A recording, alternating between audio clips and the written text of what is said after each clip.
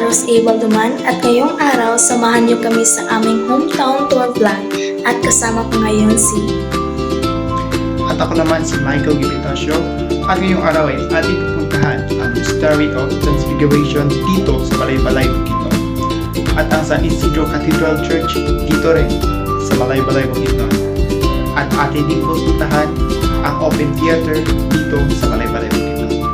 Let's go! Una nga naming pinuntahan ay ang Monastery of Transfiguration na matatagpuan sa Barangay San Jose, Malaybalay City, Bukidnon. Mahaba-haba rin ang aming nilakad ni Alros papunta mismo sa lokasyon. At ngayon, papasok na kami sa Monastery Transfiguration. Tara!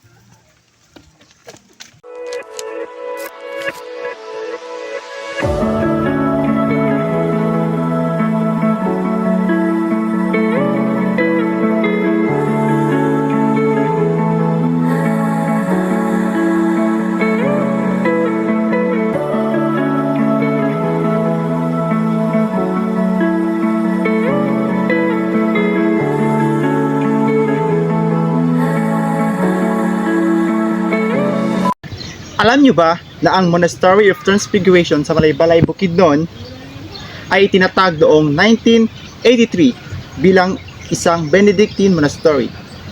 Ngunit ang iconic na Transfiguration Church ay natapos at opisyal na binuksan noong Agosto 6, 1996. Ang disenyo ng Monastery of the Transfiguration ay may malalim na simbolismo. Ang pyramid-shaped na simbahan na dinisenyo ng national artist na si Leandro Luxin ay sumisimbolo sa Holy Trinity, ang Ama, Anak at Espiritu Santo. Ang hugis nito ay nagpapakita rin ng pagiging simple at minimalismo na naaayon sa espiritual na layunin ng lugar bilang isang tahimik at banal na kanlungan para sa pananalangin at pagmumuni-muni. Ang mataas na kisame at ang natural na liwanag na pumapasok sa loob ng simbahan ay nagbibigay ng pakiramdam ng pag-angat ng espiritu patungo sa Diyos. Ang altar na gawa sa malaking bato ay sumisimbolo ng katatagan at pagiging sentro ng pananampalataya. Ang disenyo ay hindi lamang arkitektural na obra maestra kundi isang paalala ng pagkakaisa ng tao at ng Diyos sa gitna ng kalikasan.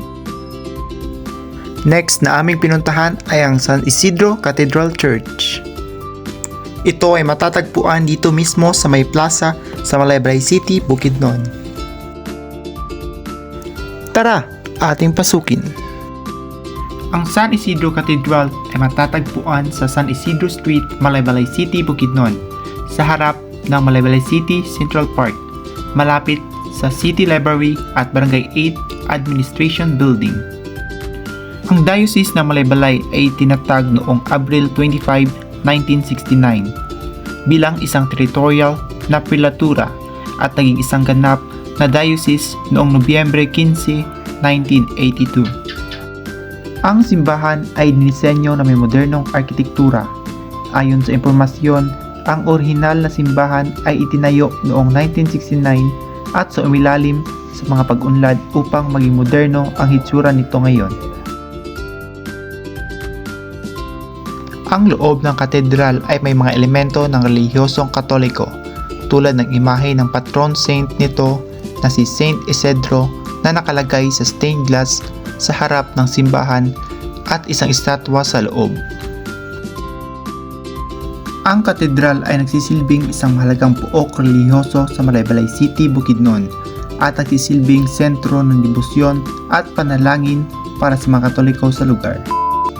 Next na aming pinuntahan ay ang Open Theater dito sa Malaybalay City, Bukidnon.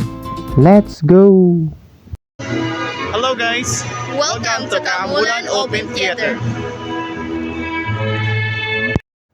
Ang Open Theater sa Malaybalay ay opisyal na kinilala bilang Kaamulan Park Open Theater ay isang tanyag na lugar sa lungsod ng Malaybalay, Bukidnon. Matatagpuan ito sa loob ng Kaamulan Park sa Barangay 1, Malaybalay City, Bukidnon.